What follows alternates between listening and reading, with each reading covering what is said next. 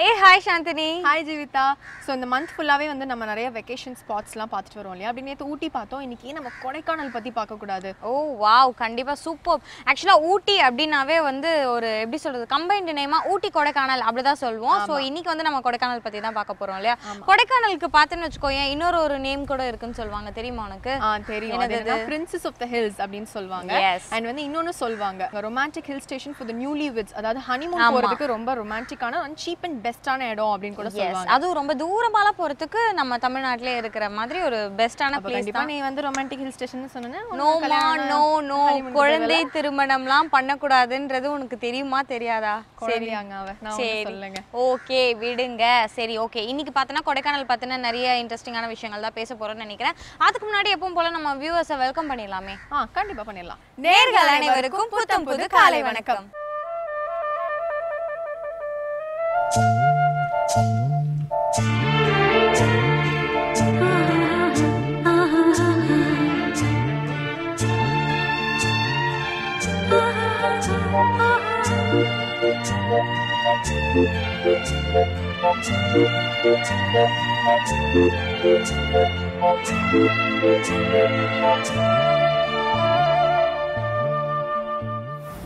சாந்தினி கொடைக்கானல்ல பார்த்தேன்னா சுற்றி பார்க்கறதுக்கு நிறைய இடங்கள் இருக்குது. பட் ஃபஸ்ட்டு கொடைக்கானலில் போனோன்னே எல்லாரும் போகிற இடம் பார்த்துன்னு வச்சுக்கோ ஏன் போட்டிங். அதுவும் எங்கன்னா கொடைக்கானல் லேக்கில் தான். கொடைக்கானல் லேக் பார்த்தேன்னு எப்போ கன்ஸ்ட்ரக்ட் பண்ணாங்கன்னா 1863 கன்ஸ்ட்ரக்ட் பண்ணாங்க. அண்ட் இதோட இடம் பார்த்துன்னு வச்சுக்கோ ஏன் 60 ஏக்கர்ஸ் கிட்ட பில்ட் பண்ணியிருக்காங்க. ஸோ இது வந்து ஆர்டிஃபிஷியலாக நம்மளே தான் உருவாக்கப்பட்டது. அதுவும் அந்த இடத்துல வந்து லேக் கிரியேட் ஆகலை. அண்ட் இன்னொரு விஷயம் என்னென்னு பார்க்கும்போது லேக் அப்படின்னாலே நான் முன்னாடி சொன்ன மாதிரி போட்டிங்லாம் இருக்கும். ஸோ அங்கே இருக்கிற கொடைக்கானல் போட் கிளப்ல நம்ம ஹையர் பண்ணி ஸோ போட்டிங் பெட்லிங் இந்த மாதிரியான விஷயங்களும் பண்ணிக்கலாம். அண்ட் இந்த லேக்கை வந்து ரஃபாக பார்க்கும்போது ஸ்டார் ஷேப்பில் இருக்குமா சூப்பர்ல. குழந்தைங்களுக்குலாம் ரொம்ப ஜாலியாக இருக்கும் அந்த லேக். ஆமாம் அண்ட் அந்த லேக் ரொம்பவே பெருசாக இருக்கும். அண்ட் இந்த லேக்குக்கு ஒட்டினா போல இருக்கிற அந்த ஃபுட் பாத்தில் பார்த்தேன்னு வச்சுக்கோயேன் அந்த சைடில் வந்துட்டு ஹார்ஸ் ரைடிங் அந்த மாதிரியான விஷயங்கள் இருக்கும். அது மட்டும் இல்லாமல் இந்த கொடைக்கானல் லேக் பக்கத்தில் இருக்கிற ஃபுட் பாத்தில் நடந்து போகணும்னு வச்சுக்கோயேன் ரொம்பவே கூலாக காமாக ரொம்ப ஒரு ப்ளசண்ட்டான ஃபீல் கொடுக்கும். ஆக்சுவலாக நம்மலாம் வந்து ஒரு வாக் போனோம்னா பார்க் அப்படி போவோம்ல அந்த கொடைக்கானல் லேக் கிட்ட இருக்கிறவங்க நாட் ஓன்லி த டூரிஸ்ட் அங்கே இருக்கிறவங்களே பார்த்தோன்னா அந்த ஃபுட் பாத்தில் தான் வந்துட்டு ஒரு வாக் போவாங்க. ஏன்னா அவங்களுக்கு அவ்வளோ ஒரு சந்தோஷமாக இருக்கும். ஸோ சூப்பர் இல்லையா அது ஒரு நல்ல ஒரு ஃபீல் கிடைக்கும். ஐ திங்க் கொடைக்கானலில் நம்ம ஒரு தடவையாவது போய் வாழணும்னு நினைக்கிறேன். அங்கே இருக்கிறவங்களாம் ரொம்ப ரொம்ப லக்கி இவ்வளோ கூலாக ப்ளசண்ட்டான ஒரு இடத்துல வாழ்ந்துட்டு இருக்காங்க. நம்ம தான் வெயிலில் ரொம்ப கஷ்டப்பட்டு நினைக்கிறேன். சரி இதே மாதிரி கூலாக ப்ளசண்ட்டான ஒரு செக்மெண்ட் தான் இப்போ முதல்ல நம்ம பார்க்க போகிறோம். புது காலையோட சூரியோதயத்தை பார்த்துடலாமா? எஸ் பார்த்துடலாம். இது சூரியோதயம்.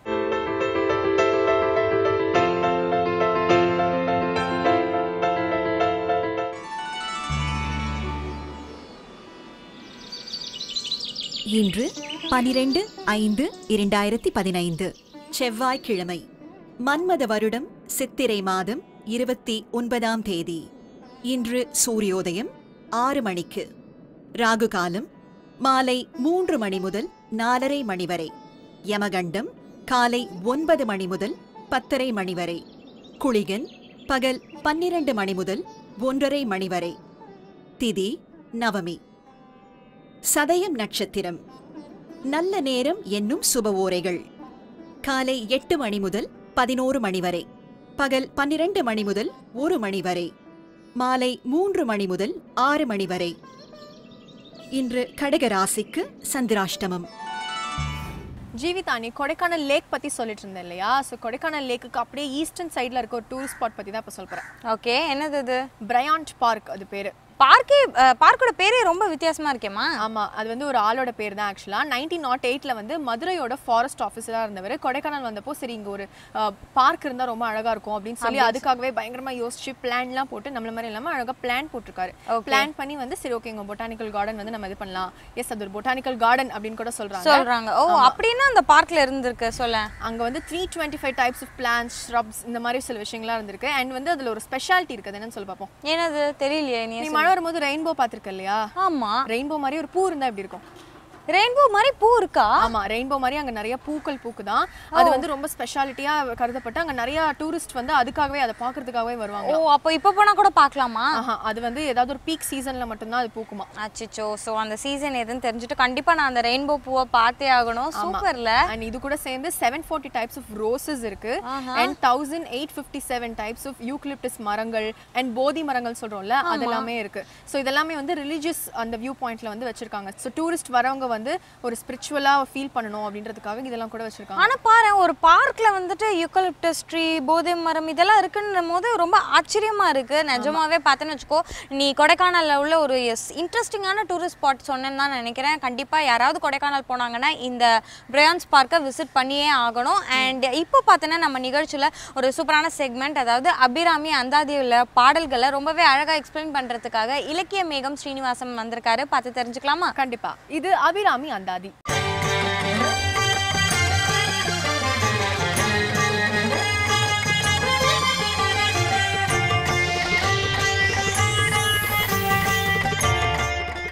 ஸ்ரீவித்யோபாசனாசக்தம் ஸ்ரீவித்யாபீடபூஷணம் ஸ்ரீவித்யாபினவம் வந்தே ஸ்ரீ கிருஷ்ணானந்த சர்க்குரும்.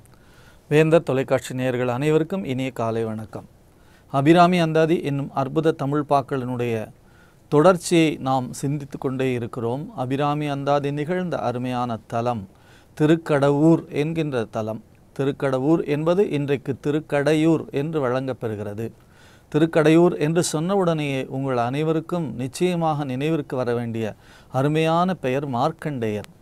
இன்று போல் என்றும் வாழ்க என்று நாம் அனைவரையும் வாழ்த்துகிறோம். என்றும் 16 என்று சொல்லுகிறோம். 16 பெற்று பெருவாழ்வு வாழ்க என்று நாம் வாழ்த்துகிறோம். சில பேர் கூட விளையாட்டாக சொல்லுவார்கள், 16 என்று சொன்னால் 16 பிள்ளைகளா என்று கேட்பார்கள். 16 பிள்ளைகளையெல்லாம் நம்முடைய பெரியவர்கள் சொல்லவில்லை, நிறைய பிள்ளைகள் என்றுதான் சொல்லி வைத்தார்கள். 16 என்று சொன்னால் அழகாக அபிராமி பற்றி சொல்லுவார். கலையாத கல்வி, குறையாத வயது, கபடுவாராத நட்பு, கன்றாத வளமை, குன்றாத இளமை, கழுபிணி இல்லாத உடல், சலியாத மனம், அன்பு அகலாத மனைவி, தவறாத சந்தானம், தாழாத கீர்த்தி, மாறாத வார்த்தை, தடைகள் வாராத கொடை, தொலையாத நிதியம், கோணாத கோல், ஒரு துன்பமில்லாத வாழ்வு, துய்யனின் பாதத்தில் அன்பு என்று சொல்லக்கூடிய 16 பேர்கள். இந்த 16 பேர்கள் இருக்கிறதே, அவற்றை வழங்கக்கூடிய அருமையான தலம் திருக்கடவூர். அந்த திருக்கடவூரிலே தான் என்றும் 16 என்று ஒரு அருமையான வரத்தை பெற்றார் மார்க்கண்டேயர். யார் இந்த மார்க்கண்டேயர்? எந்த உலகத்திலும் கூட நாம் பார்க்கிறோம், நீண்ட நாட்களாக ஒருவர் கோலோச்சி கொண்டிருந்தால் அவரை மார்க்கண்டேயர் என்று அழைக்கிறோம். அதுபோல மார்க்கண்டேயர் இந்த உலகத்திலே என்றும் நிரந்தரமாக இருக்கக்கூடிய நித்திய சிரஞ்சீவி. அவருக்கு எப்படி 16 வயதிலேயே நித்தியமான சிரஞ்சீவி பட்டம் கிடைத்தது என்ற வரலாற்றை ஒருமுறை நாம் அசைபோட்டோம் என்று சொன்னால் திருக்கடவூருடைய பெருமை நமக்கு புரியும்.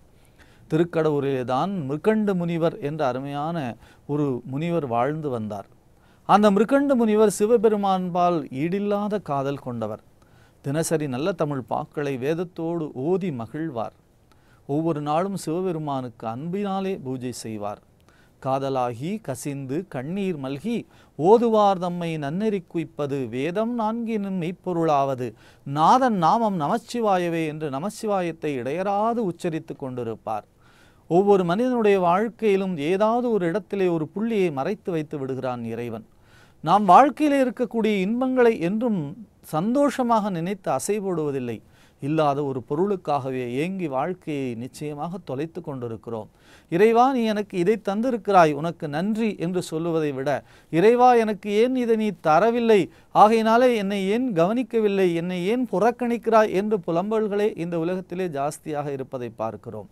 அதுபோலத்தான் ஆனால் மார்க்கண்டேயரை பெறக்கூடிய மிருகண்ட முனிவர் புலம்பவில்லை, ஒன்றை மட்டும் கேட்கிறார். இறைவா, மிருகண்ட முனிவருடைய பிரார்த்தனை இப்படியாக இருக்கிறது, ஒன்றை மட்டும் கேட்கிறார். இறைவா, எனக்கு பின்னாலே இந்த பூஜையை தொடர்ந்து செய்வதற்காக ஒரு மைந்தனை எனக்கு தர வேண்டும் என்ற ஒரு பிரார்த்தனையை வைக்கிறார். அவரும் அவர் மனைவியுமாக இந்த பிரார்த்தனைக்காக 48 நாட்கள் விரதம் இருக்கிறார்கள். 48 நாட்கள் என்பது ஒரு மண்டலம். ஒரு மண்டலம் என்று ஏன் நம்முடைய பெரியவர்கள் சொல்லுகிறார்கள் என்று கேட்டால், ஒரு கும்பாபிஷேகம் நடைபெற்றால் மண்டலாபிஷேகம் என்று சொல்லுகிறோம். 27 நட்சத்திரங்கள், 12 ராசிகள், 9 கோள்கள், இவற்றையெல்லாம் கூட்டினால் 48 வரும். இந்த 48ம் எல்லா கோள்களும் எல்லா நாள்களும் எல்லா நட்சத்திரங்களுமாக ஒன்று கூடிய நாட்களாக இருப்பதினாலே இந்த 48 நாட்கள் தொடர்ச்சியாக பஜனம் என்று சொல்லுவார்கள், இறைவனையே சிந்தித்தல். இன்றைக்கும் கூட நாங்கள் கோயிலிலே 11 நாட்கள் தங்குகிறோம், 9 நாட்கள் தங்குகிறோம், ஒரு வாரம் தங்குகிறோம் என்று சொல்லி நாம் ஆலயத்திலே போய் தங்குகிறோம். ஆலயத்திலே தங்குகிற பொழுது என்ன செய்கிறோம்? நாம் நம்முடைய செல்போன்களை சுவிட்ச் ஆஃப் செய்வதில்லை, தினசரி பத்திரிகைகளை தவற விடுவதில்லை. அந்த கோயிலிலே படுப்பது மட்டும் வைத்துக்கொண்டு மற்ற பணிகளையெல்லாம் நாம் செய்து கொண்டே இருக்கிறோம். அதற்கு பெயர் கோவிலிலே தங்கி வழிபாடு பண்ணுவதில்லை. கோவிலிலே தங்கி வழிபாடு செய்ய வேண்டும் என்று சொன்னால் முதலிலே நாம் முழுக்க அந்த ஆலயத்திற்குள்ளாகவே இருக்க வேண்டும். அந்த ஆலயத்திலே நடைபெறக்கூடிய அத்தனை பூஜைகளிலும் கலந்து கொள்ள வேண்டும். அந்த ஆலயத்தினுடைய இறைவனை இறைவியை மனமாற போற்றி கொண்டே இருக்க வேண்டும். அப்படி தங்குவதற்கு பெயர்தான் பஜனம் என்று பெயர். அப்படித்தான் 48 நாட்களும் இடையராது இறைவனை கணவனும் மனைவியுமாக சிந்தித்து கொண்டே இருந்தார்கள். 48ஆம் நாள் நிறைவிலே இறைவனும் இறைவியுமாக ஒரு சேர தோன்றுகிறார்கள். இருவர் கனவிலும் ஒரே காட்சி தோன்றுகிறது. இருவரும் ஈருடல் ஓர் உயிராக இருப்பதினாலே கணவன் மனைவி 2 பேருக்கும் இறைவன் காட்சி தருகிறான். என்ன வேண்டும் என்று கேட்கிறான். இறைவா, வேண்டத்தக்கது அறிவோய் நீ, வேண்ட முழுதும் தருவாய் நீ, வேண்டும் அயன்மார்க்கு அறியோய் நீ, வேண்டி என்னை பணிகொண்டாய், வேண்டி நீ யாது அருள் செய்தாய், யானும் அதுவே வேண்டி நல்லால், வேண்டும் பரிசு ஒன்று உண்டென்னில் அதுவும் ஒன்றன் விருப்பன்றே என்று சொல்லுகிறார்கள். என்ன வேண்டும் என்று நீங்கள் வந்திருக்கிறீர்களோ அது நிச்சயமாக நிறைவேறும். ஒரு நல்ல குழந்தை 16 ஆண்டுகள் இருப்பான், அவன் வேண்டுமா? இல்லை என்று சொன்னால் எல்லா தீய பழக்கங்களும் உள்ள ஒரு குழந்தை 100 ஆண்டுகள் வாழ்வான், அது வேண்டுமா என்று கேட்கிறான் இறைவன் விளையாட்டாக. அப்பொழுது இருவரும் ஒரு சேரச் சொல்லுகிறார்கள், உங்களுடைய விருப்பம் எதுவோ அது நடக்கட்டும், ஆனால் நல்ல பிள்ளையாக தந்தால்தான் எங்கள் பூஜைக்கு உதவுவான் என்று சொன்னவுடனே இறைவன் காட்சி தந்து அவர்களுக்கு வரம் தந்து மறைந்து விடுகிறார். இருவரும் ஒரே சமயத்திலே துயில் களைந்து எழுகிறார்கள், சொல்லிக்கொள்ளுகிறார்கள் ஒருவருக்கொருவர் கனவினுடைய செய்தியை, மகிழ்ச்சி அடைகிறார்கள். ஒரு நல்ல நாளிலே 10 மாதம் கழித்து மார்க்கண்டேயர் பிறக்கிறார். மார்க்கண்டேயர் குழந்தை பிறந்த காலத்திலே இருந்தே சிவநாமத்தை இடையராது சொல்லுவதற்கான பயிற்சியை பெற்ற தாய் முதலிலே வழங்குகிறாள். நமக்கு யார் முதல் குரு?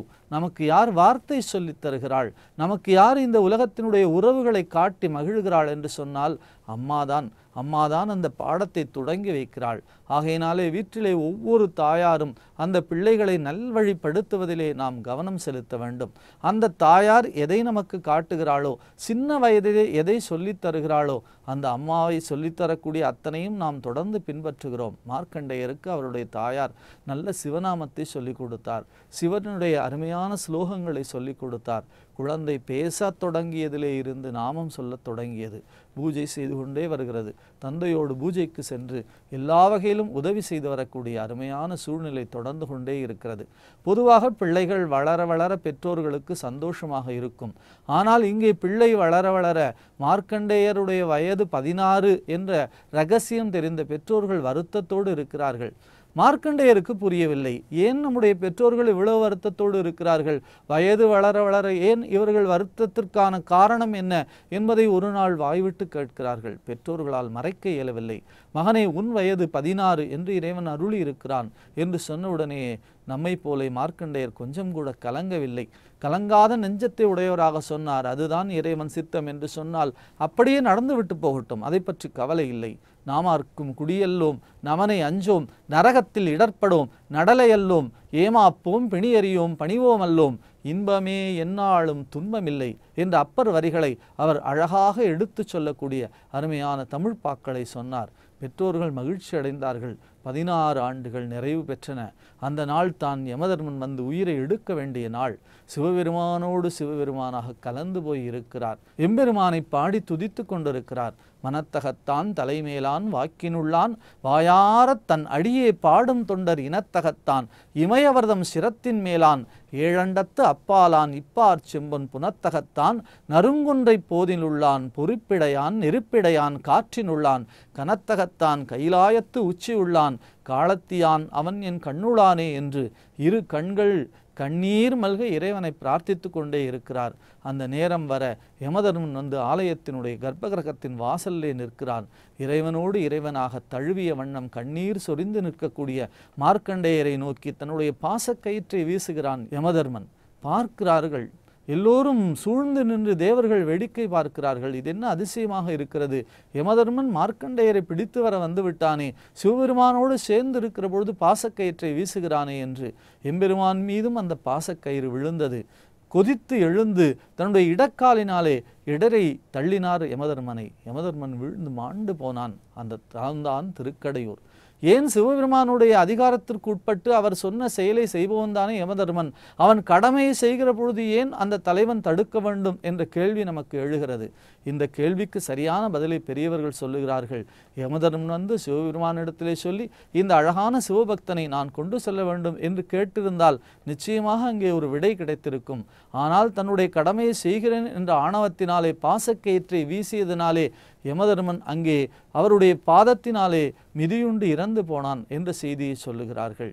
இடது காலினாலே தேவியினுடைய பாதங்களினாலே அவன் மிதிக்க பெற்றதனாலே மீண்டும் உயிர் பெறக்கூடிய வாய்ப்பை பெற்றான். அந்த தலந்தான் திருக்கடையூர். மார்க்கண்டேயரை அன்று முதல் இன்று போல் என்றும் வாழ்க என்று இறைவன் வாழ்த்தி நித்தியமாக அவருடைய பூஜையை இன்றுமாக மார்க்கண்டேயன் செய்து கொண்டிருக்கிறான் என்பதை அங்கே இருக்கக்கூடிய மலர் செடி, ஒரு முல்லை மலர் போலே அங்கே இருக்கக்கூடிய ஒரு செடி இன்றைக்குமாக மார்க்கண்டேயர் காலத்திலே இருந்து இருக்கிறது. யாருக்கெல்லாம் 59 வயது நிறைவாகிறதோ 60, 80 என்று எல்லா வயதும் உடையவர்களெல்லாம் அங்கே சென்று ஆயுள் ஹோமம் செய்து கொள்ளுகிறார்கள். மகாமிருத்யுஞ்சயேஸ்வரர் என்ற இறைவனும் பாலாம்பிகை என்ற இறைவியுமாக அங்கே காட்சி தருகிறார்கள். ஆயுள் சக்கரம் அங்கே மிக சிறப்பாக பிரதிஷ்டை செய்யப்பட்டிருக்கிறது. அந்த சன்னதியின் முன்னாலே தான் உயிர் பெற்று எழுந்த யமதர்மராஜன் இருக்கிறான். அத்தகைய ஒரு அருமையான திருச்சூழல் நிறைந்த அந்த சன்னதியிலே தான் நாம் பார்க்கக்கூடிய அபிராமி அந்தாதியினுடைய அதிசயத்தை இறைவன் நடத்த இருக்கிறான். அந்த அதிசயம் என்ன அதிசயத்தை அங்கே இறைவன் நிகழ்த்தியது போல இறைவி நிகழ்த்தினாள் என்பதை காண்பதற்காக நாளை காலை வரை பொறுத்திருப்போம். நன்றி, வணக்கம். கொடைக்கானலில் இன்னொரு ஒரு ஃபேமஸான ஒரு ஸ்பாட் இருக்குது. இதை வந்து கோக்கஸ் வாக்னு சொல்லுவாங்க. ஆக்சுவலாக இதை பில்ட் பண்ணது யாருன்னு பார்த்தேன்னு வச்சுக்கோ, என் லெப்டினல் கோக்கர்ன்றவர் தான் இதை பில்ட் பண்ணார். 1872 இதை கன்ஸ்ட்ரக்ட் பண்ணியிருக்காங்க. ஓகேவா, இது வந்து கொடைக்கானலில் இருக்கிற சவுத் சைடில் ஒரு ஸ்ட்ரீட் ஸ்லோப்பில் தான் வந்து இதை பில்ட் பண்ணியிருக்காங்க. அங்கேருந்து பார்த்தோன்னு வச்சுக்கோ, ரொம்ப ரொம்ப ஆழமாக தெரியுமா, பார்க்கவே ரொம்ப சூப்பராக ஒரு த்ரில்லிங்காக இருக்கும்னு சொல்லுவாங்க. அண்ட் அந்த ஸ்லோப்பில் இருந்துட்டு நம்ம பார்த்தோன்னு வச்சுக்கோ, இன்னொரு ஒரு ஸ்பாட்டும் தெரியும். அதான் டால்ஃபின் நோஸ்ன்னு சொல்லுவாங்க இல்லையா, அது வந்து அவ்வளோ கிளியரா சூப்பரா தெரியுமா. சூப்பர்ல, கண்டிப்பா இந்த பிளேஸை யாருமே மிஸ் பண்ணக்கூடாது. ஏன்னா அவ்வளோ வந்து எப்படி சொல்றது, ரொம்ப சாய்வா அந்த இடத்துல இருந்து பார்த்தோன்னு வச்சுக்கோ, ரொம்ப ரொம்ப ஆழமா தெரியுமா. கூடவே இன்னொரு ஒரு ஸ்பெஷலான ஸ்பாட் பத்தி சொல்ல போறேன். அதுதான் புரோக்கன் ஸ்பெக்ட்ரா. கேள்விப்பட்டிருக்கியா? புரோக்கன் ஸ்பெக்ட்ரா கேள்விப்படாத பேரா இருக்கு. என்ன இந்த பிளேஸ்? ஆக்சுவலா கேள்விப்பட்டிருக்க மாட்டேன், பட் ரொம்ப ரொம்ப ஸ்பெஷலான ஸ்பாட். ஏன்னா நம்ம அந்த ஸ்பாட்ல போய் நின்னோன்னு வச்சுக்கோ, கிளவுடோட ஷேடோ வந்து நமக்கு ரெயின்போவா தெரியும். ஸோ ரெயின்போவா அதை நம்ம பார்க்கலாம். அண்ட் இன்னொரு ஒரு ஸ்பெஷலான விஷயமும் இருக்கு. நம்ம அந்த ஸ்பாட்ல நிற்கும் போது நமக்கு பின்னாடி சன் இருந்ததுன்னா நம்மளோட நேக்டு ஐயாலேயே கிளவுட்ல இருக்கிற மிஸ்ட் எல்லாம் நம்ம அவ்வளோ விசிபிளா பார்க்கலாம். ஹை, ஒரு serial thrilling effect, thriller serial effect, அந்த பயங்கரமா அந்த லொகேஷன்லாம் எஃபெக்ட்டோட நான் சொல்ற மாதிரி இருக்கும். பட் போய் பார்த்தாலும் அப்படிதான் இருக்கும். யாரும் வந்துட்டு இது வரைக்கும் நேர்ல பார்த்துருக்க மாட்டாங்க. சில பேர் ஏன் கொடைக்கானல் போயிட்டு வந்தவங்க கூட அதை மிஸ் பண்ணியிருக்கலாம். பட் கொடைக்கானல்ல இருக்கிறவங்க ரொம்ப லக்கி இல்ல. பட் நேக்கட் ஐயால மிஸ்ட் பார்க்கறது கொஞ்சம் வித்தியாசமான விஷயம் தான். நிறைய சீரியல் சினிமாலாம் பார்த்துருப்போம், பின்னாடி புகையெல்லாம் போட்டு கிளப்பி விடுவாங்க. ஸோ கவலைப்படாத, கொடைக்கானல்ல போனா நம்ம ஈஸியா பார்க்கலாம். நேர்லயே பார்த்துடலாங்களா? அங்க இருக்கிறவங்களே நேர்லயே பார்த்துட்டு இருக்காங்க. ரொம்ப பெரிய விஷயம் தான். சரி, இதே மாதிரி பிளசண்டான ஒரு செக்மெண்ட் தான் இப்போ வரப்போகுது. எப்படி வந்து இந்த நேச்சர்லாம் படைக்கிறதுக்கு காட் அவ்வளோ கஷ்டப்பட்டிருப்பாரு, அந்த மாதிரி குழந்தை வளர்க்கறதுலாம் ரொம்ப ரொம்ப கஷ்டமான விஷயம். ஸோ அதை பற்றி தான் வந்து வாரம் வந்து நம்ம குழந்தை பிறப்பு பயிற்சியாளர் டாக்டர் ஆனந்தி ரகுபதி நிறைய விஷயங்கள் சொல்லிட்டு இருக்காங்க. அப்படி இன்னைக்கு என்ன சொல்ல போறாங்க அப்படின்னு பார்த்துடலாமா? எஸ், பார்த்து தெரிஞ்சுக்கலாம். இது சுகமான சுமைகள்.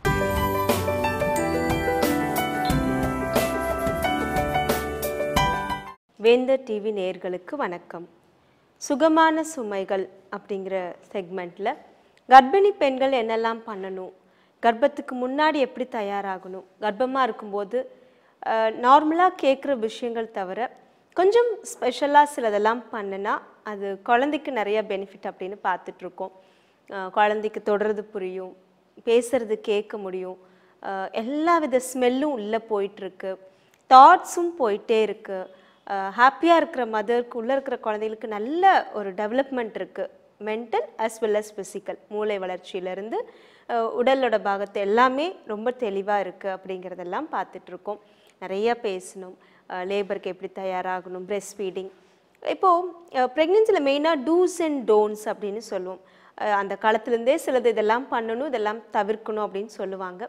இன்னும் கொஞ்சம் ஸ்பெஷலாக சிலதெல்லாம் நாங்கள் ஆட் பண்ணி வச்சுருக்கோம் அப்படின்னு சொல்லலாம். முதல்ல என்னென்னலாம் டூஸ் அப்படின்னு சொல்லி பார்க்கலாம்.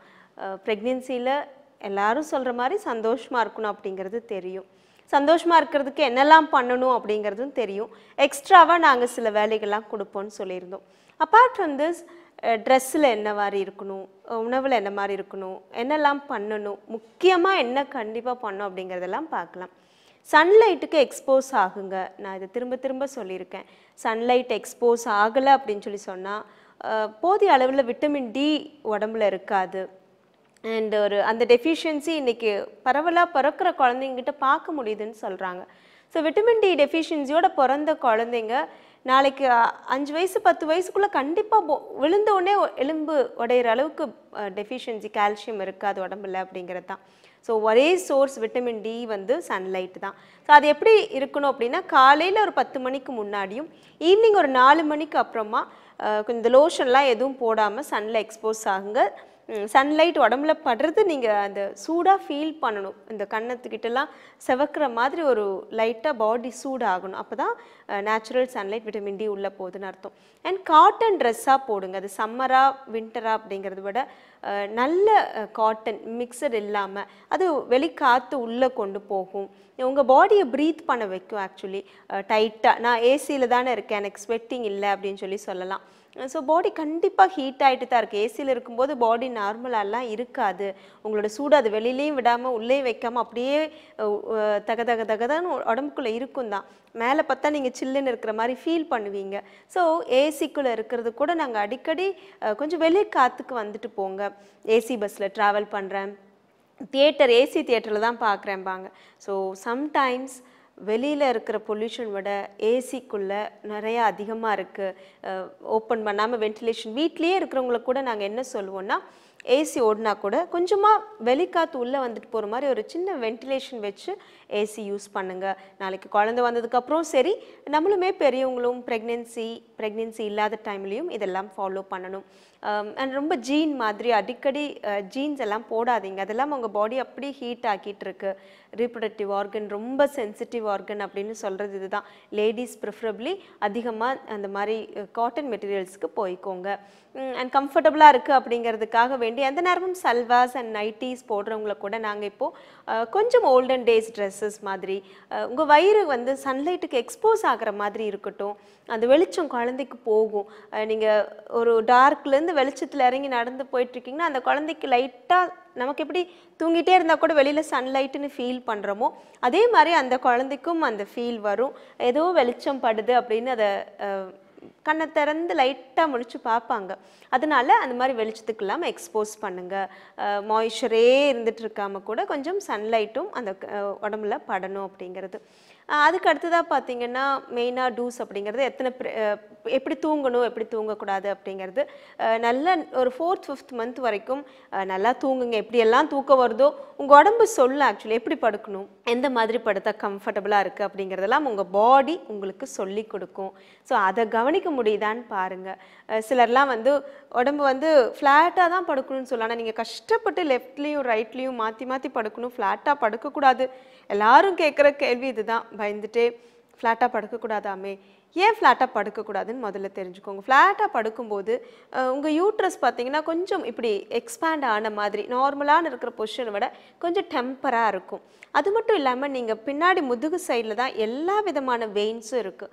இன்ஃபீரியர் வெனா கவா, கிட்னிக்கு போகிறது, ஹார்ட்டுக்கு போகிறது எல்லாம் நீங்கள் நல்ல கம்பார்ட் இப்படி வச்சு அழுத்தி படுத்துட்டு பேக் சைடாக அப்படி முதுகு அழுத்தி படுக்கும்போது அந்த பிளட் சப்ளை எல்லாம் கொஞ்சமாவது குறைச்சலாக இருக்கும். அது குழந்தைக்கு போகிறதும் தடைப்படும். அதனால் பெரிய பின்விளைவுகளான இல்லைன்னு சொல்ல மாட்டேன். ஆனால் கொஞ்சம் சின்னதாக சில விளைவுகள் கண்டிப்பாக இருக்குது. அதனால் என்ன பண்ணுங்கள், பேக் ஸ்லீப்பிங் என்னால் அவாய்ட் பண்ணவே முடியல. நான் நைட் படுக்கும்போது லெஃப்ட்டில் தான் படுக்கிறேன். ஆனால் எனக்கே தெரியாமல் முழிச்சு பார்க்கும்போது நான் பேக் ஸ்லீப்பிங்கில் இருக்கேன், இப்படி மல்லாக்க தூங்குறேன் அப்படின்னு சொன்னால் ரொம்ப ஈஸி டெக்னிக். நீங்கள் லெஃப்ட்டில் படுக்கும்போது உங்களுக்கு பின்னாடி ஒரு பில்லோ வச்சுக்கோங்க. ரைட்டில் படுக்கும்போது உங்களுக்கு பின்னாடி ஒரு பில்லோ வச்சுக்கோங்க. என்ன பண்ணுவீங்க, ஆட்டோமேட்டிக்காக திரும்பும்போது அந்த பில்லோ மேலே சாஞ்சுக்குவீங்க. பேக் கம்ப்ளீட்டாக உடம்புல கீழே ப்ரெஸ் ஆகாது, மெத்தையில இல்லை பெட்டில். அப்போ என்ன ஆகும், உங்களுக்கு கொஞ்சம் அந்த ஸ்பேஸ் இருக்கும், பிளட் போயிட்டு வந்திருக்கும், நீங்களும் கொஞ்சம் ஸ்லாண்டிங்காக பின்னாடி படுத்த திருப்தியில் தூங்கிடுவீங்க.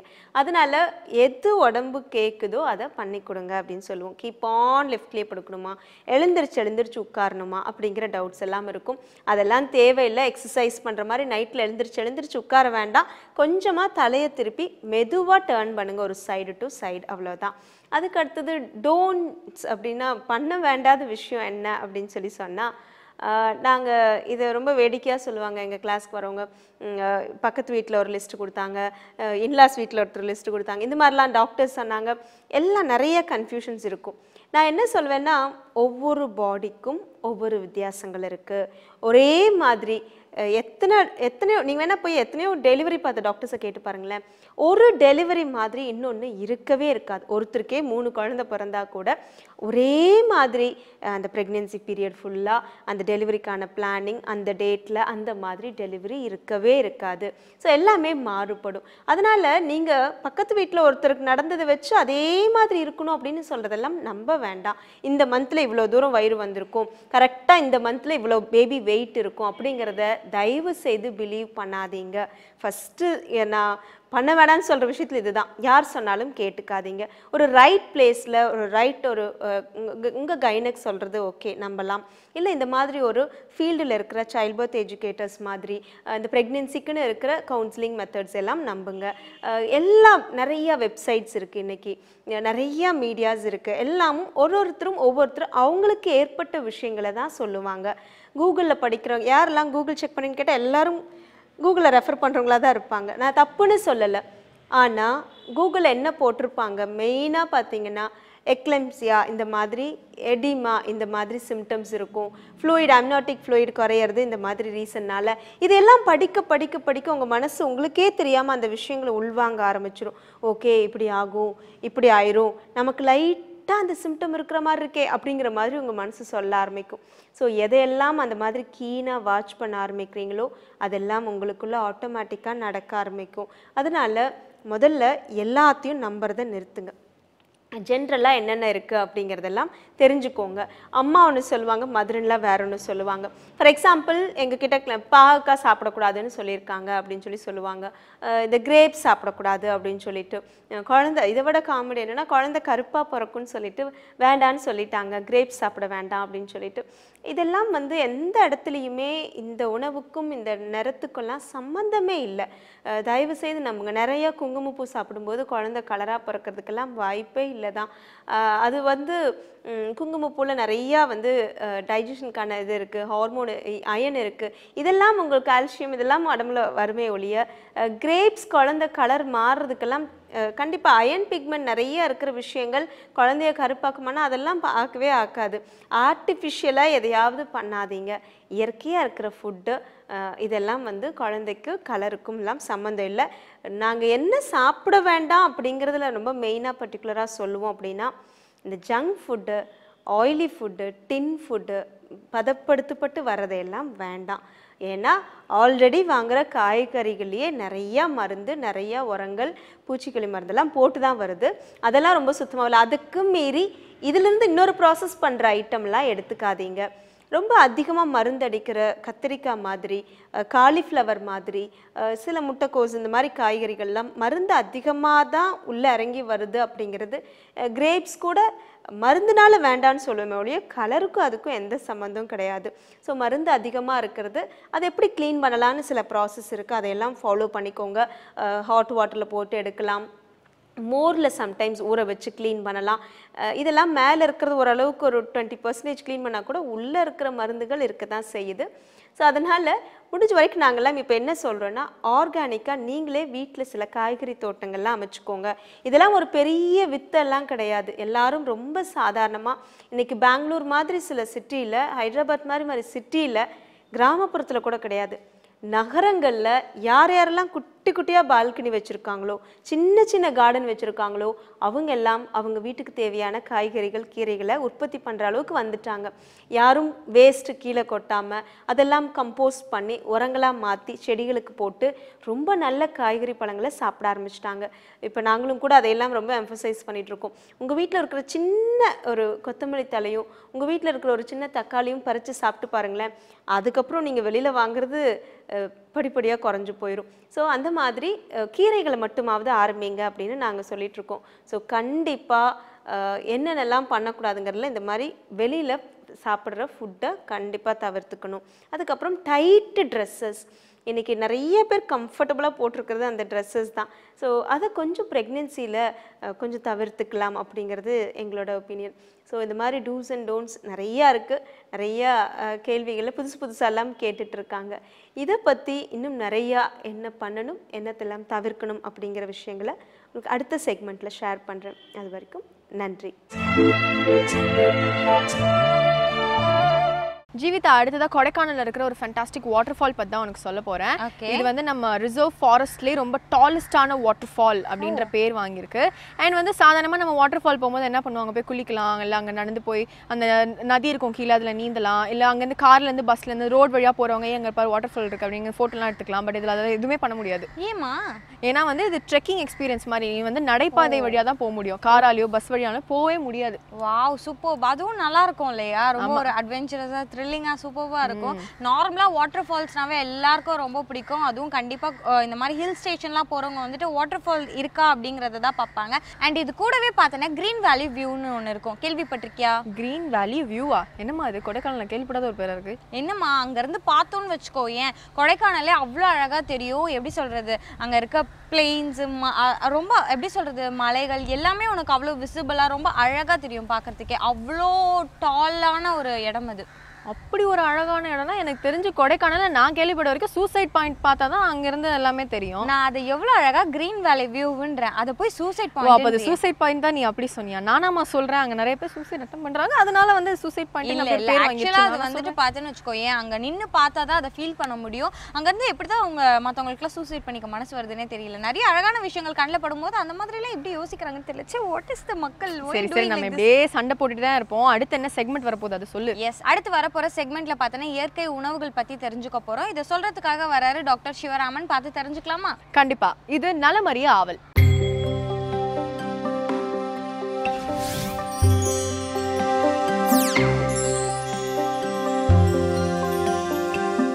வேந்தர் தொலைக்காட்சி நேயர்களுக்கு காலை வணக்கங்கள். நலமறிய ஆவல் நிகழ்ச்சியில் இன்றைக்கு நம்ம பார்க்க இருக்கிறது வந்து பல்வேறு தலைவலியை பற்றி. தலைவலி அப்படிங்கிறது வந்து பார்க்குறதுக்கு ஒரு சாதாரணமாக அந்த வார்த்தையை கேட்டோன்னா ஒரு சாதாரண தலைவலி தானே அப்படிங்கிற மாதிரி தோணும். ஆனால் தலைவலி வந்து சில பேரை வந்து தற்கொலை வரை தூண்டி இருக்கிறது அப்படிங்கிறத கேட்கும் பொழுது தான் தலைவலி வந்து தனக்கு வந்தால்தான் தெரியும் அப்படிங்கிற ஒரு சொல்லாடல் வந்து நமக்கு நினைவுக்கு வருது. அந்த அளவுக்கு தலைவலி வந்து ஒரு சாதாரணமாக ஒரு காஃபி குடித்தா சரியாக போயிடும் அப்படிங்கிற ஒரு நிலைமையில் இருந்து அந்த தலைவலியினால் வந்து இது போகலை அப்படின்னா என் உயிரையே மாய்த்து கொள்ளலாம் அப்படிங்கிற அளவுக்கு தீவிரமான வரைக்கும் வர்றதுக்கு பல்வேறு வகைகளான தலைவலி இருக்குது. இந்த தலைவலி வந்து ஒரு பல ஒளிந்திருக்கக்கூடிய நோய்க்கு முன்னாடி தெரிவிக்கக்கூடிய அடையாளமாக கூட இருக்கலாம். உள்ளாடி வந்து ஏதாவது ஒரு பெரிய நோய் இருக்கலாம், அதற்கு வெளியே தெரியக்கூடிய ஒரு குறிகுணமாக தலைவலி இருக்கலாம். இல்லை சாதாரணமாக நம்மளுடைய உடல் களைப்பில் அந்த களைப்பின் காரணமாக வரக்கூடிய எளிய ஒரு தலைவலி குறிகுணமாக கூட இருக்கலாம். அதனால் முதல்ல நமக்கு வந்திருக்கிற தலைவலிக்கு பின்னாடி ஏதாவது பெரிய நோய்கள் இருக்கிறதா, இல்லை ஒரு சாதாரண விஷயமா அப்படிங்கிறதை வந்து நம்மளவில் சில நேரங்களில் தெரிந்து கொள்ள முடியாத மட்டில் வந்து நம்மளுடைய குடும்ப மருத்துவரை அணுகி இதுக்கு பின்னாடி என்ன நோய் இருக்கிறதுங்கிறத நம்ம தெரிந்து கொள்ளலாம். தலைவலி எப்போ வருது இந்த தலைவலி வந்து தூங்கி எழுந்துக்கிறோம்.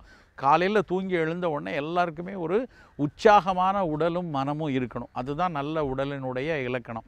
ஒரு 6-7 மணி நேரம் வந்து ஒரு நல்ல நேர்த்தியான தடையற்ற ஒரு தூக்கம் இருந்தால் இது கண்டிப்பாக எல்லாருக்கும் கிடைக்கும். ஆனால் அப்படி உறங்கி எழுந்த உடனே காலையில் ஒரு பக்கமாக தலைவலிக்குது, தூங்கி எழுந்த உடனே தலைவலி இருக்குது அப்படின்னு தெரிஞ்சதுன்னா முதல்ல நம்ம பார்க்க வேண்டியது இரத்த கொதிப்பு இருக்குதா அப்படின்னு தான். இரத்த கொதிப்பு இருக்கக்கூடிய நபர்களுக்கு இரத்த கொதிப்பு கட்டுப்பாட்டில் இல்லை என்றால் இந்த அதிக இரத்த கொதிப்பு இருந்து இரத்த அழுத்தத்தினுடைய அளவுக்கு அதிகமாக இருக்கும் பொழுது முதலில் காட்டக்கூடிய குறிகுணம் வந்து இந்த தலைவலி தான். அப்படி இருக்கிறவங்க உடனடியாக போய் இரத்த கொதிப்பை செக் பண்ணிக்கிட்டு நம்மளுடைய மருத்துவம் சரியாக இருக்கிறதா, அதற்கான உணவும் வாழ்வியலும் சரியாக இருக்குதாங்கிறத முதல்ல செக் பண்ணிக்கணும். எனக்கு அப்படிலாம் இல்லை, எப்போவாது நிறைய மூக்கு அடைச்சிக்குது, மூக்கு ரொம்ப நீர் கோர்த்து கொண்டு அதோடு சேர்ந்து தான் தலைவலி இருக்குது அப்படின்னா அது வந்து ஒரு சைனசைட்டிஸ் ஹெட்டேக் அப்படின்னு சொல்லுவாங்க. மூக்கினுடைய பதிவுகளில், கபால எலும்பு, முகத்தின் எலும்புகளினுடைய பதிவுகளில் இருக்கக்கூடிய பள்ளங்களில் நீர் கோர்த்து கொண்டு அதில் கொஞ்சம் சீழ் கோர்த்து கொண்டு வரக்கூடியது வந்து சைனசைட்டிஸ் ஹெட்டேக்குங்கிறது. அதற்கு சைனசைட்டிஸை சரி பண்ணணும். நீர்க்கோர்வையை, அந்த நோயை வந்து உள்ளுக்குள்ளே நீர் கோர்த்து கொள்ளாமல் அதற்குரிய உணவையும் அதற்குரிய மருத்துவத்தையும் எடுத்தாலே இந்த தலைவலி போயிடும். எனக்கு வந்து அப்படியே நீர் கோர்த்து கொள்ளவும் இல்லை, ஆனால் இரத்த கொதிப்பும் இல்லை. நான் எங்கேயாவது வெயிலில் நல்லா அலைஞ்சிட்டு வந்தேன்னா உடனே தலைவலிக்குது. எங்கேயாவது ரொம்ப கூட்டமான இடத்தில் இருந்து கொண்டு வந்தேன்னா உடனே தலைவலி இருக்கிறது. எங்கேயாவது ஒருத்தர் சத்தமாக பேசிக்கிட்டு இருந்தால் அதை கேட்டாலே எனக்கு தலைவலி வருது. இப்படியெல்லாம் வரக்கூடிய வலி இல்லை. எனக்கு ஒவ்வொரு முறை மாதவிடாய்க்கு முன்னாடி, மாதவிடாய் வரும் சமயத்தில் பார்த்திங்கன்னா எனக்கு தலைவலி இருக்குது அப்படின்னு சொன்னால் இது பெரும்பாலும் மைக்ரேன் ஹெட்டேக் அப்படின்னு சொல்லக்கூடிய சித்த மருத்துவத்தில் அதுக்கு வந்து பித்த தலைவலி அப்படிம்பாங்க. அதை சார்ந்த ஒரு தலைவலியாக இருக்கும். சில நேரங்களில் நான் கணினியை பார்க்கும் பொழுது ஏதாவது ஒரு முக்கியமான புத்தகங்களில் ஏதாவது முக்கியமாக குறிப்பெடுத்து நான் படித்து கொண்டிருக்கும் போது வருகிறதா, அதுவும் வந்து ஒருவேளை கண் பார்வை சார்ந்த விஷயங்களாக இருக்கலாம், இல்லைன்னா நம்மளுடைய மனம் அதில் ஒன்றி அதனால் வரக்கூடிய அழுத்தத்தினால் வரக்கூடிய தலைவலியாக இருக்கலாம். இப்படி எந்த தலைவலியாக இருந்தாலும் அதற்கான காரணத்தை தெளிவாக தெரிஞ்சுக்கொள்ளணும். இப்படியெல்லாம் எதுவுமே இல்லை, எனக்கு மைக்ரேன் ஹெட்டேக்கும் இல்லை, புத்தகம் படிக்கும் போதும் வரல, இரத்த கொதிப்புனாலையும் வரல, ஆனாலும் அவ்வப்போது தலைவலி வருது, பிடரியில் வருது, சில நேரத்தில் ஸ்பார்க்காக உள்ளுக்குள்ளே இருந்து திடீரென கொஞ்சம் நேரம் வந்துட்டு அதுக்கப்புறம் போகிற மாதிரி இருக்குது அப்படின்னா மருத்துவரை அணுகி இதற்கு பின்னாடி ஏதாவது நோய் கூட்டம் இருக்கிறதாங்கிறத தெரிஞ்சுக்கிறது நல்லது. உடனே நிறைய பேர் என்ன நடக்கிறாங்க அப்படின்னா, தலைவலி இருக்குது, உடனே போய் ஒரு சிடி ஸ்கேன் எடுத்து வந்துடலாம். தலைவலிக்கு சாதாரண ஒரு தலைவலியாக இருக்கும், நேரடியாக போய் சிடி ஸ்கேன் எடுத்து பார்த்தா உடனே அதில் ஒன்றும் இல்லைன்னு சொல்லிட்டாங்கன்னா நல்லாயிடுமே நினச்சி போகிறாங்க. ஒரு அறிக்கை என்ன சொல்லுது அப்படின்னா, பல இடங்களில் கிட்டத்தட்ட வந்து 80% இந்த சிடி எடுக்கிறது வந்து தலைவலிக்கு அவசியம் இல்லாமல் எடுக்கிறார்கள், தேவையே இல்லை.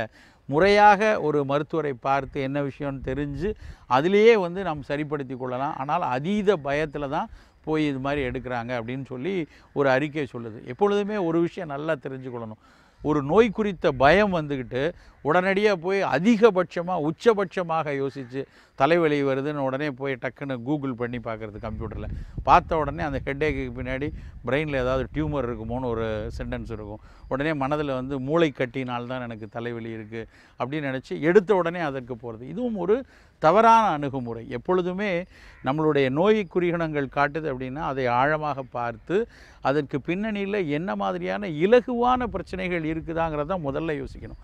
அதில் நமக்கு சரியாக வரல, அதில் நமக்கு சரியான பிடிப்பு கிடைக்கல அப்படிங்கும் பொழுது அந்த மருத்துவர் உங்களுக்கு அவசியம் என்று கருதுனாங்கன்னா அதுக்கப்புறம் அவர்கள் வந்து உங்களுக்கு வந்து சிடி ஸ்கேனோ எக்ஸ்ரேயோ எழுதுவாங்க. அப்பொழுது அதை தெரிந்து கொள்ளலாம். நாமே வந்து ஒரு முந்திரி கொட்டையாக அவசரப்பட்டுத்தனமாக போய் நேரடியாக பார்த்து கொள்வது, இல்லைன்னா இணையத்தில் படித்து கொண்டு அதை பற்றிய கற்பனைகளை வளர்த்து கொண்டு அதில் ஒரு பயம் ஏற்பட்டு அந்த பயத்தின் காரணமாக திரும்ப திரும்ப தேவையில்லாமல் தலைவலி வரக்கூடியவர்கள் நிறைய பேர் இருக்காங்க. அதனால் தலைவலிக்கு பின்னால் நிறைய காரணங்கள் இருக்குது. அது ஒரு இலகுவான ஒரு ஓய்வெடுத்தால் சரியாகக்கூடிய, சூடாக ஒரு பானம் அருந்தினால் சரியாகக்கூடிய அளவில் கூட இருக்கலாம். இது முதல்ல தெரிஞ்சுக்கணும். அதுக்கப்புறம் சரி, எனக்கு வந்திருக்கிறது வந்து இந்த பித்த தலைவலி அப்படிங்கிற மைக்ரேன் ஹெட்டேக் தான், அப்போ நான் என்ன செய்கிறது? எனக்கு வந்து வெயிலில் போயிட்டு வந்தால் வருது, ஒரு ரொம்ப வேர்த்துச்சுன்னா வருது, புழுக்கமான இடத்துல தான் வருதுன்னு தெரிஞ்சு போச்சு. அந்த வலி ஒற்றை தலைவலியாக இருக்கும். ஒற்றை தலைனா ஒரு பக்கத்தில் மட்டும் விண்ணு தெரிக்கிற மாதிரி நெற்றி பகுதியில் புடைத்து கொண்டு ஒரு நாடி துடிக்கிற அளவில் வந்து ஒரு குறிகுணத்தை நம்ம கொடுக்கும். லேசான ஒரு குமட்டல் வரும், அந்த வாந்தி எடுக்கணும் போல் இருக்கும், ஆனால் வாந்தி வராது.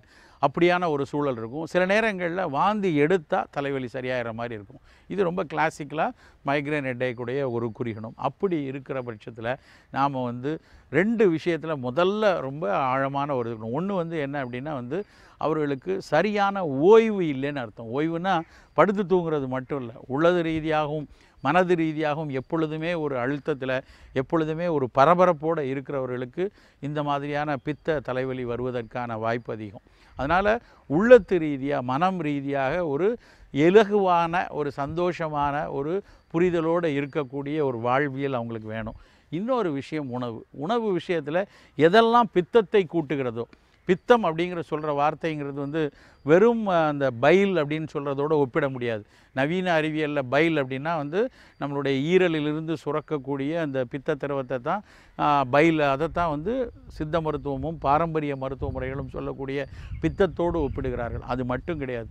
பித்தம் அப்படிங்கிறது மனம் சார்ந்த விஷயம், சீரணம் சார்ந்த விஷயம், பல்வேறு சுரப்புகள் சார்ந்த விஷயம். அதை சரியாக வைத்து கொண்டால் நமக்கு இந்த பித்த தலைவலி வராமல் தடுக்கலாம். எப்படி இருக்கிறது?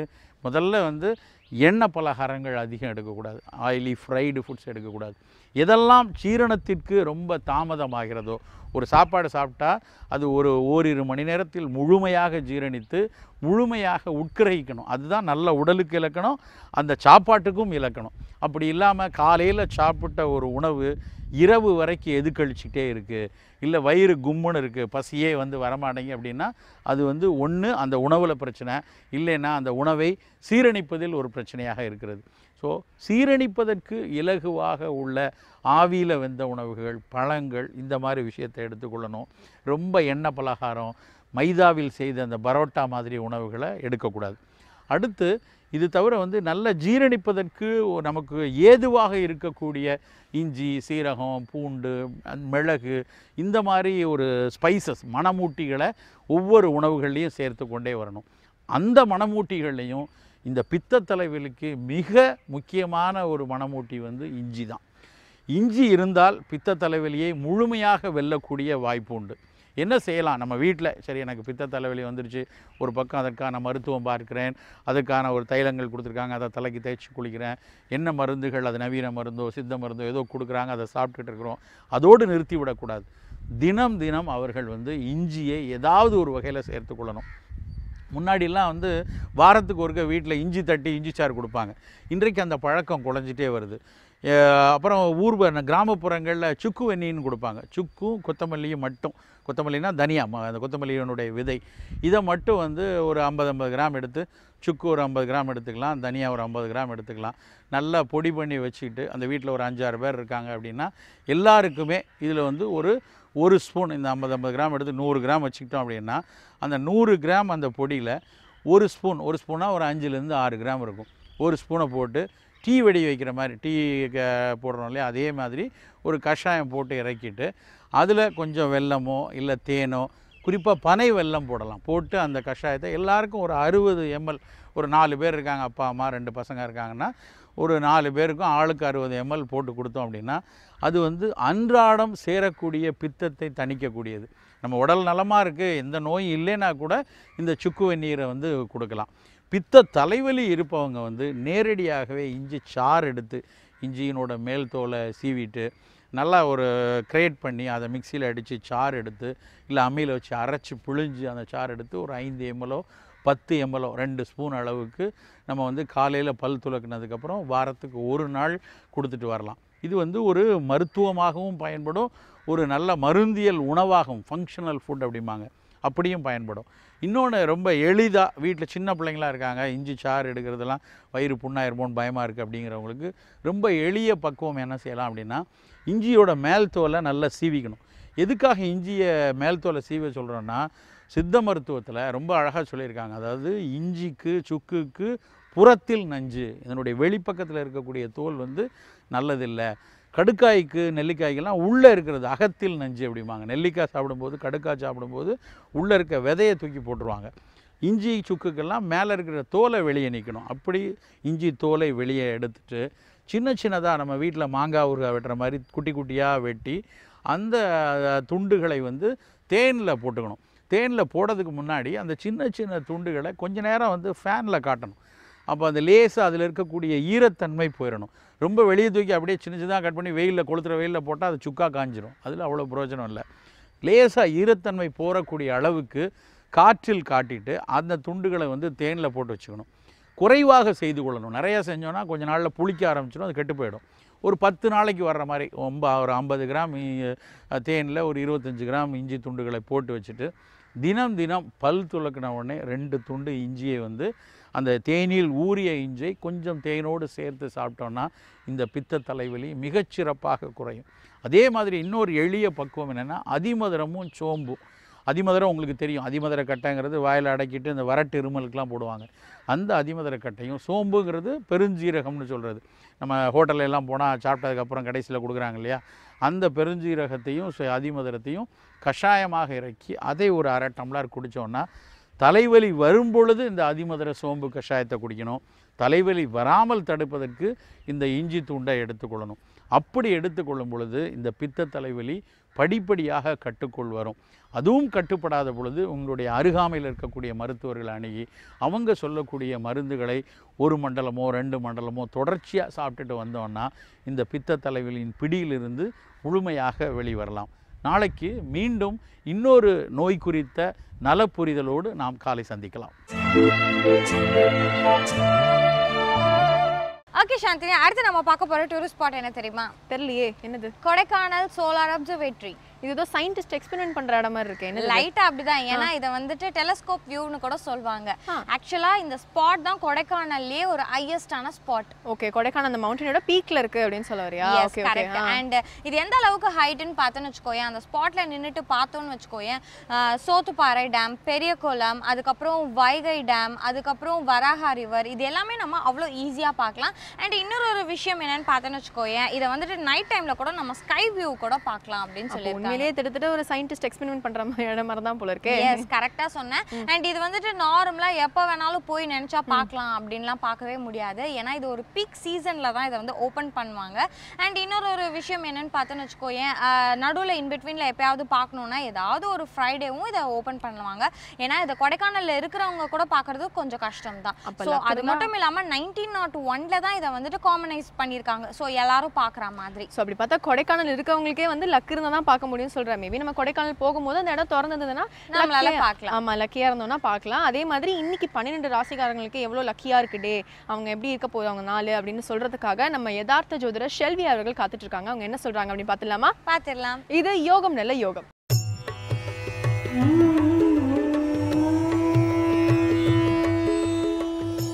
வேந்தர் டிவி நேயர்களுக்கு அனைவருக்கும் இனிய காலை வணக்கம். யோகம் நல்ல யோகம் நிகழ்ச்சியின் மூலமாக ஒவ்வொரு நாளும் உங்களை சந்திப்பதில் மகிழ்ச்சி அடைகின்றேன்.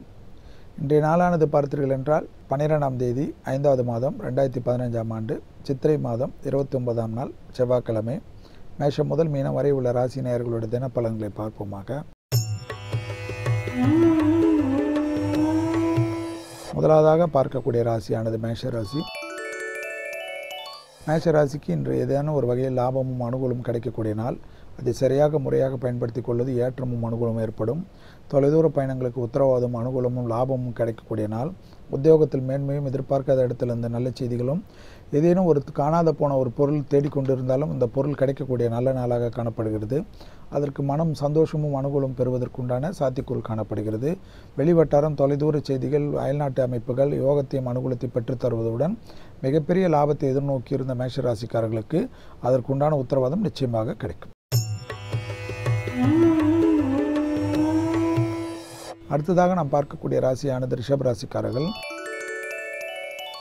ரிஷபராசிக்காரர்களுக்கு உத்தியோகத்தில் இருந்த தடைகள் தவிடுபடியாக்கும். வியாபாரத்தில் இருந்த மேன்மைகள், பிரச்சனைகள், தடைகள் எல்லாம் தவிடுபடியாக்கி உங்களுக்கு நல்ல ஒரு விஷயமும் நல்ல ஒரு அனுகூலமும் கிடைக்கக்கூடிய நாளாக காணப்படுகிறது.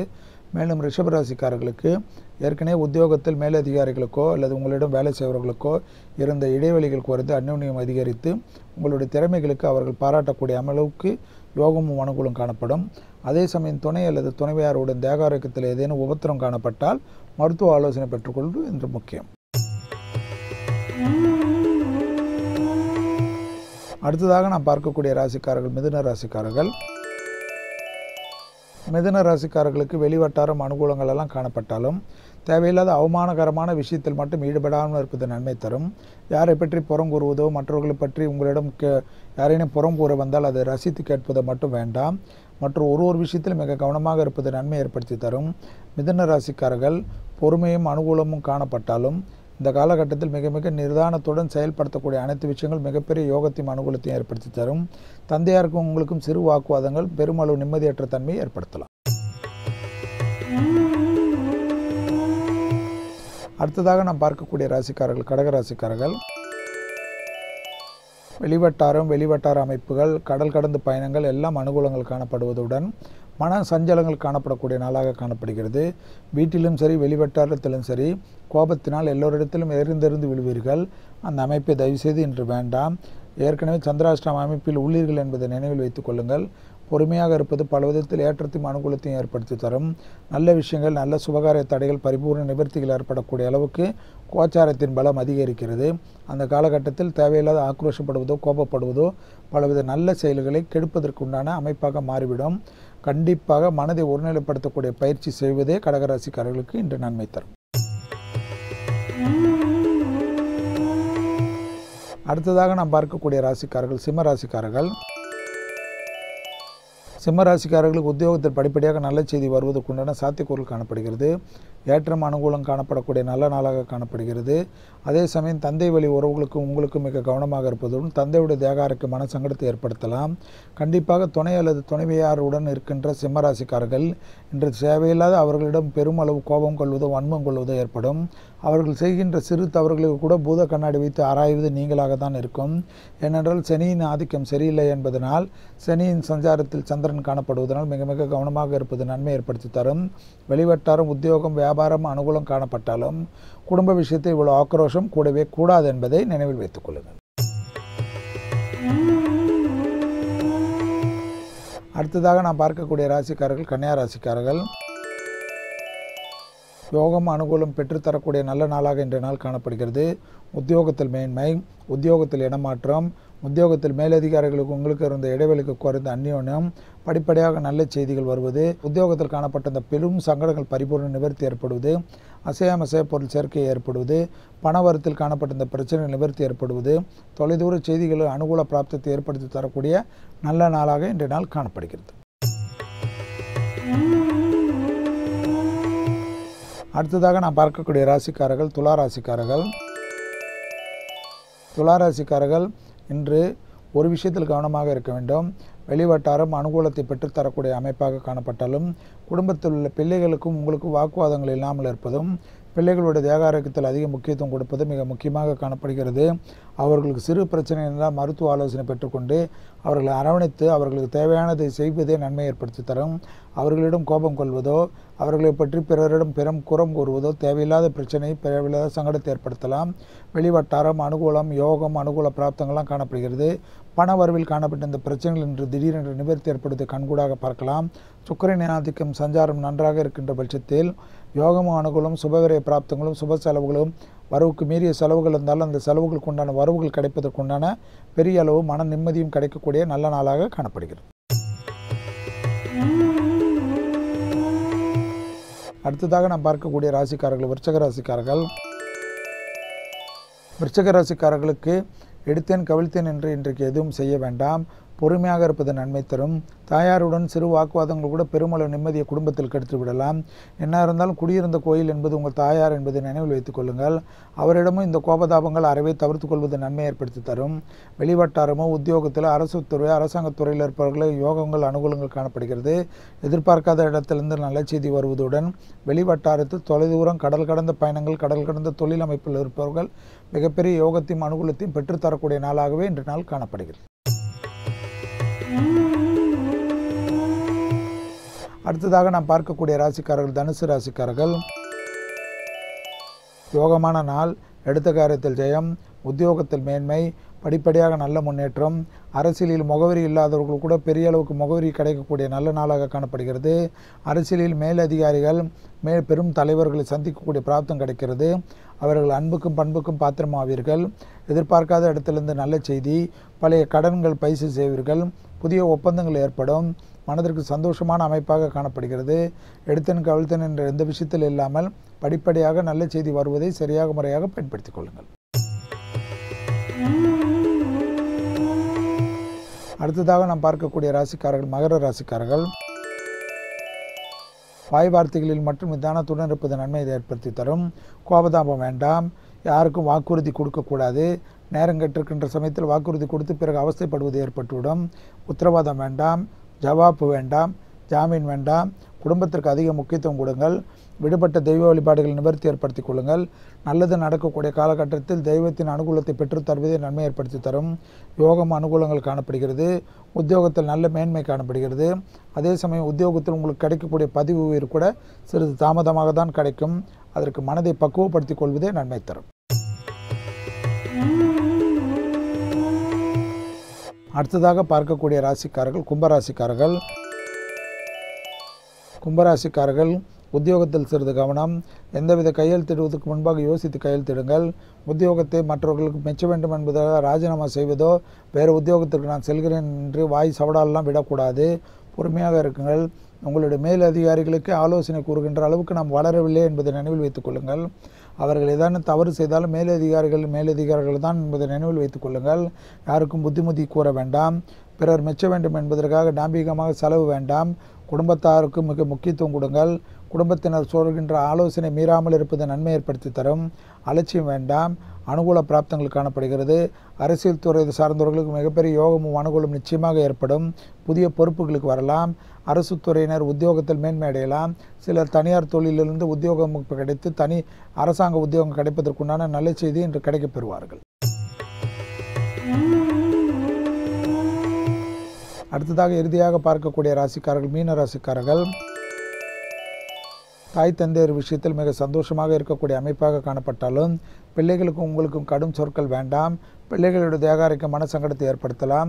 வெளிவட்டார யோகத்தையும் அனுகூலத்தையும் காணப்பட்டாலும் 2ஆம் இடத்தில் உள்ள சூரியன் விஷயத்தினால் கடும் சொற்கள் மட்டும் கூடவே கூடாது. தேகாரோக்கியத்தில் மிக மிக கவனமாக இன்றைய நாள் இருப்பது நன்மை ஏற்படுத்தி தரும். பெண்களாக இருந்த ஹார்மோன்கள் மன ஒருநிலைப்படுத்தக்கூடிய பயிற்சிகள் மிக முக்கியம். ஆண்களாக இருக்கின்ற பட்சத்தில் அஜீரண கோளாறுகள் சாதாரண பிரச்சனைகள் பெரிதாக்கலாம். எனவே தேகாரோக்கியத்திற்கு அதிக முக்கியத்துவம் கொடுக்கக்கூடிய நாளாக இன்று மீனராசிக்காரர்கள் காணப்படுவதை கவனத்தில் கொள்க. வண்டி வாகனத்தில் நிதானத்துடன் இருந்து தான் வேண்டு தன் வேலை உண்டு என்று பொறுமையாக இருப்பதை நன்மை ஏற்படுத்தி தரும். மீண்டும் நாளை யோகம் நல்ல யோகம் நிகழ்ச்சியில் சந்திப்பதில் மகிழ்ச்சி அடைகின்றேன். நன்றி, வணக்கம். ஸோ ஜீவிதா, நம்ம கொஞ்சம் இடங்கள் தான் கவர் பண்ணோம் இல்லையா கொடைக்கானல். நான் பார்க்க வேண்டிய இடங்கள் நிறையா இருக்குது. ஃபார் எக்ஸாம்பிள் குணா மூவி ஃபேமஸாக இருக்கிற அந்த குணா கேவ்ஸ், அது கண்டிப்பாக எல்லாருமே விசிட் பண்ணுவாங்க. பட் அதை மென்ஷன் பண்ணல. ரொம்ப சாரியாக நான் ஃபீல் பண்ணுறேன். அண்ட் பில்லர் ராக்ஸ் இருக்குது. And museum of natural history அப்படின்னு ஒரு இடம் இருக்குது. அண்ட் பைன் ஃபாரஸ்ட், பைன் வச்சு ஃபுல் ஃபாரஸ்ட்டும் இந்த மாதிரி நிறைய இடங்கள் இருக்கு இல்லையா? எஸ். அண்ட் இது மட்டும் இல்லாமல் டால்ஃபின் நோஸ், அதுக்கப்புறம் பெரிஜம் லேக் அண்ட் சில்வர் கேஸ்கேட், இந்த மாதிரியான விஷயங்களும் இருக்கு. கண்டிப்பாக யாராவது கொடைக்கானல் போனீங்கன்னா இந்த விஷயத்தெல்லாம் யாரும் மிஸ் பண்ணிடாதீங்க. என்ன சாந்தினி? ஆமாம், கண்டிப்பாக. S, okay. ஸோ இன்னைக்கு பார்த்தீங்கன்னா வியூவர்ஸ் எல்லாருமே கொடைக்கானல் பார்த்தின இன்ட்ரெஸ்டிங்கான டூரிஸ்ட் ஸ்பாட்லாம் என்னன்னு கேட்டு தெரிஞ்சுட்டு இருப்பீங்க. கண்டிப்பாக மிஸ் பண்ணிடாதீங்க. மீண்டும் நாளைக்கு பார்த்தீங்கன்னா வேற ஒரு இன்ட்ரெஸ்டிங்கான டூரிஸ்ட் ஸ்பாட்டோட உங்கள் எல்லாரையும் வந்து சந்திக்கிறோம். Until then, bye from Jeevitha and Shantini from புத்தம் புது காலை. Bye.